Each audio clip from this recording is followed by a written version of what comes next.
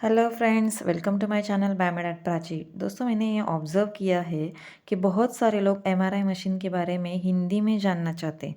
मेरी same video English में uploaded है। आज हम हिंदी में जानेंगे एमआरआई क्या है और कैसे है। एमआरआई डरावना है या सेफ़ है, ये भी जानने की कोशिश करेंगे। इसमें कौन सी रिस्क है, ये भी जानेंगे। So let's go. ये वीडियो ज़रूर अंत तक देखिएगा। जो न्यू व्यूवर्स है इस चैनल को प्लीज़ सब्सक्राइब करें और शेयर करें। तो एमआरआई का लॉन्ग फॉर्म है मैग्नेटिक रेजोनेंस इमेजिंग। जैसे एक्सरे और सोनोग्राफी होता है, वैसे ही ये भी बॉडी के अंदर जो भी अलग अलग हिस्से हैं उनकी फ़ोटो लेता है।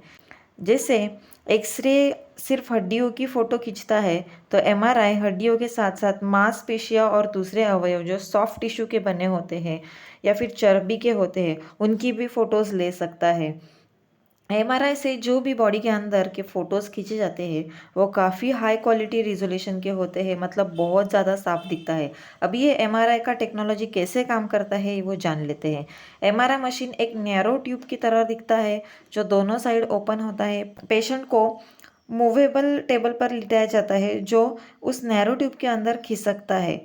जो भी ऑपरेटर और टेक्नोलॉजिस्ट होता है वो ये सब बाहर से दूसरे रूम से ही कंट्रोल करता है।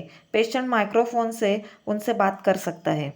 अभी ये जानिए कि ह्यूमन बॉडी ज़्यादातर तो पानी से बना हुआ है, दैट इज़ H2O, मतलब वाटर मॉलिक्यूल्स, जो हाइड्रोजन और ऑक्सीजन से बना हुआ है। हाइड्रोजन न्यूक्लियाई को प्रोटॉन्स भी कहते हैं, जो कि अगर मैग्नेटिक फील्ड में आ जाए तो वो एक दिशा में अलाइन हो जाते हैं। अब ये समझ लीजिए कि एमआरआई स्कैनर एक बहुत ही स्ट्रॉन्ग मैग्नेटिक फील्ड क्रिएट करता है। उसकी गिनती टेस्ला में होती है, जैसे 0.5 टेस्ला टू 3 टेस्ला। ये strong magnetic field proton spin को एक दिशा में कर देता है। उसके बाद एमआरआई स्कैनर एक रेडियो फ्रीक्वेंसी वाला करंट छोड़ता है। ये बदलती आवृत्ति वाला मैग्नेटिक एनर्जी जब प्रोटॉन्स को मिलता है तब उनकी घूमने की दिशा उल्टी हो जाती है। जब तक RF current, that is radio frequency वाला करंट, प्रोटॉन्स को मिलता रहेगा तब तक प्रोटॉन्स उल्टी दिशा में घूमते रहेंगे। और जैसे ही ये आरएफ करंट बंद किया जाएगा, प्रोटॉन्स वापस अपनी ओरिजिनल दिशा में घूमने लग जाते हैं। ये ओरिजिनल दिशा में प्रोटॉन्स को आने में जितना वक्त लगता है उसे T1 कह के नोट किया जाता है। और इस बीच एक ऊर्जा उत्पन्न होती है जिसे रेडियो एनर्जी या रेडियो सिग्नल भी कहा जाता है। और यही रेडियो एनर्जी स्कैनर में रिसीव होकर एक इमेज फॉर्मेट में सेव होता है। उसके बाद जब मैग्नेटिक फील्ड भी अगर ऑफ कर देते हैं तो प्रोटॉन्स जो एक दिशा में घूम रहे थे वो वापस बिखर जाते हैं और पहले जैसे किसी भी दिशा में घूमने लग जाते हैं।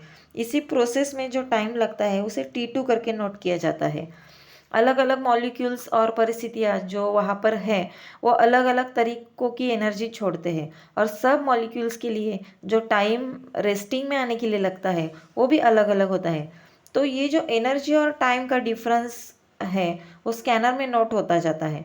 कुछ कैलकुलेशंस मशीन में ऑलरेडी प्रोग्राम्ड होते हैं जिससे टिश्यू स्ट्रक्चर, बोन्स या जो भी एबनॉर्मेलिटीज़ है वो तुरंत पहचानी जाती है। एमआरआई सबसे ज़्यादा यूज़ होने वाली डायग्नोस्टिक टेस्ट है। जो स्ट्रोक्स है, अलग अलग अंगों में होने वाली गठाने, brain injuries, multiple sclerosis, spinal cord में डिफेक्ट्स, आँखों की बीमारियाँ और ऐसी कई सारी बीमारियों का पता एमआरआई से लगवाया जा सकता है। दोस्तों, अभी एक बात स्पष्ट करना चाहती हूँ कि जब भी एमआरआई पेशेंट के इर्द गिर्द एक स्ट्रॉन्ग मैग्नेटिक फील्ड क्रिएट करता है, फिर भी ये बिल्कुल भी पेनलेस प्रोसेस है। इसमें थोड़ा सा भी दर्द पेशेंट को नहीं होता है।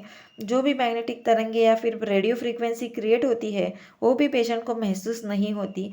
कुछ भी आसपास हिलता डुलता नहीं है। बस स्कैनर के अंदर कुछ इंटरनल पार्ट्स थोड़े से टैपिंग या फिर थपथपाने वाला साउंड क्रिएट करते हैं, लेकिन वो भी ईयर प्लग्स लगवाने के बाद बंद किया जाता है। इसके बाद मैं आपको इसमें कौन से रिस्क है वो बताती हूँ।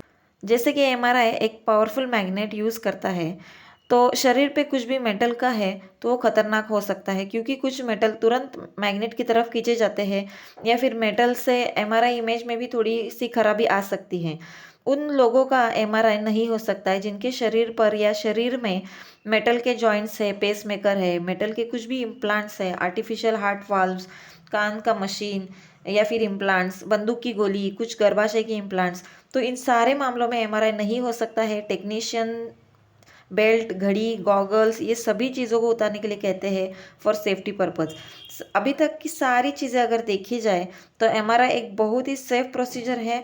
अगर कुछ थोड़े प्रिकॉशंस लिए जाए, टेस्ट प्रोसीजर्स होने के बाद भी इसके साइड इफ़ेक्ट्स ज़ीरो है, क्योंकि इसमें रेडिएशंस वाली जैसी कोई बात ही नहीं होती है। एमआरआई की इमेजेस भी बहुत ही बढ़िया क्वालिटी और बारीकियों से भरी होती है, जो कि एक्सरे और दूसरे इमेजिंग टेस्ट में नहीं मिलती है। तो दोस्तों, मुझे लगता है कि आपको ये जानकारी अच्छी लगी हो, लाइक ज़रूर कर देना। Thank you so much. अगली बार कुछ नया सीखेंगे, तब तक के लिए बाय बाय।